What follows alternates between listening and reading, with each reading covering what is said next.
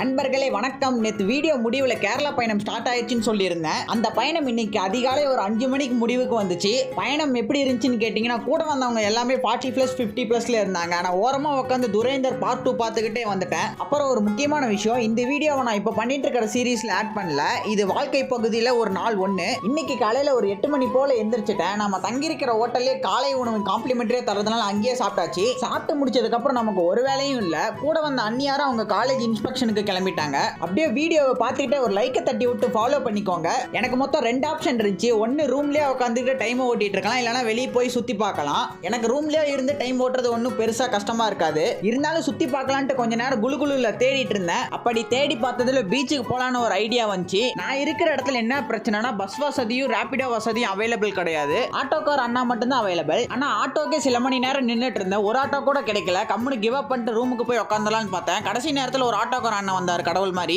ஆட்டோக்கார் அண்ணா கிட்டே இங்க எந்த பீச் நல்லா இருக்குன்னு கேட்டதுக்கு அவர் சாண்ட் பீச்னு ஒரு பீச் சொன்னாரு. சரி அங்கேயே கொண்டு போய் விட்டுருங்கன்னு சொன்னேன். பீச் எப்படி இருந்துச்சுன்னு கேட்டீங்கன்னா, பீச்லாம் நல்லா இருந்துச்சு. ஆனா நான் ஒரு தப்பு பண்ணிட்டேன். அங்க ஒரு பார்க் இருந்துச்சு. பார்க்குக்குள்ள ஒரு 10 ரூபா டிக்கெட் எடுத்துட்டு உள்ள போனேன். ரொம்ப வருத்தப்பட்டதுக்கு காரணம் என்னன்னா, அங்க எல்லாருமே காதல் ஜோடியா இருந்தாங்க. நான் மட்டும் அனாதையா போயிருந்தேன். கொஞ்ச நேரம் அந்த பார்க்கை சுத்தி பார்த்துட்டு உட்காந்துட்டு வெளியே வந்துட்டேன். வெளியே வந்ததுக்கு அப்புறமா கொஞ்ச நேரம் கடலை உட்காந்து ரசிச்சுட்டு திரும்ப ரூமுக்கு கிளம்பிட்டேன். பீச்ல இருந்து ரூமுக்கு போக ஆட்டோ வசதி கிடையாது. அதனால பஸ் ஏறி பஸ் ஸ்டாண்ட் போய் அங்கிருந்து தான் கிளம்பணும். பஸ் ஸ்டாண்ட்ல இறங்குனது உடனேலாம் ஆட்டோ ஏறல. பக்கத்துல ஒரு மார்க்கெட் இருந்துச்சு. அதை கொஞ்ச நேரம் சுத்தி பார்த்துட்டு ஒரு ஆரஞ்சு பழச்சாரம் குடிச்சிட்டு ஆட்டோ ஏறி ரூமுக்கு வந்துட்டேன். ரூமுக்கு வந்ததுக்கு அப்புறம் என்ன பண்ணனா, ஒரு 2 மணி நேரம் நல்லா தூங்கிட்டேன். தூங்கி எந்திரிச்சதுக்கு அப்புறமா ஒரு காஃபி குடிக்கலாம்னு வெளியே வந்தேன். காஃபி குடிச்சதுக்கு அப்புறம் அப்படியே அமைதியா கிளம்பி இருக்கணும். சமோசாவை பார்த்ததுக்கு அப்புறம் மனசு மாறி சமோசா சாப்பிட்ட உடனே ரிக்ரெட்.